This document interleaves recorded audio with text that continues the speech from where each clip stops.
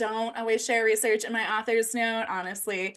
I write them on books that I think need like a little warning. So the book that is not a happily ever after, Double of Mine, has an author's note that's like, hey, this is not a happily ever after. Don't read if you don't want.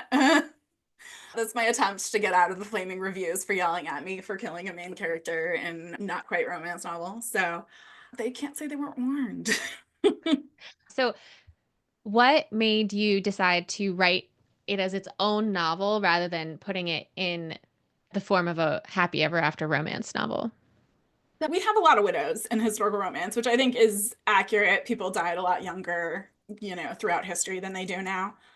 And every single one that I'd seen either had a really unhappy marriage, which I also do in a different book, or they had a happy marriage, but if you got to experience that with them at all, it was a couple chapters tops. And so you didn't get to know this character. You're just mourning through if it's a widow, a female main character, but you yourself are not mourning them. And I always wanted to explore what that would look like. And that character was one of the ones I mentioned that I fell in love with and decided needed her own book. That's Celine. I'm obsessed with her. And I wanted this kind of love triangle, but not a love triangle also. Like, I feel like because I loved her so much, I wanted her to have two great love stories. And so, and I knew I could end it on a happily ever after. In the author's note, here's where you can stop for a happily ever after.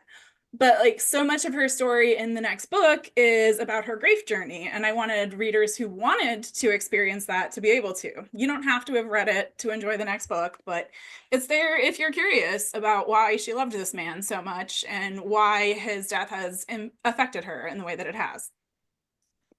And what have you heard from readers who have decided to read both books? Readers who have read it love both books. They are probably where I got the most fans from. Yeah. But there's a lot of readers who won't read it, and I knew that going in.